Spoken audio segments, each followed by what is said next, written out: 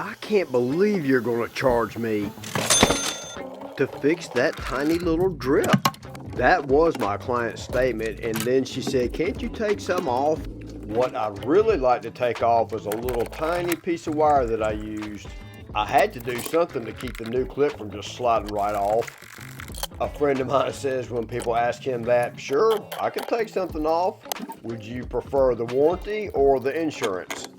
Because we all know providing either one of those things is extremely expensive.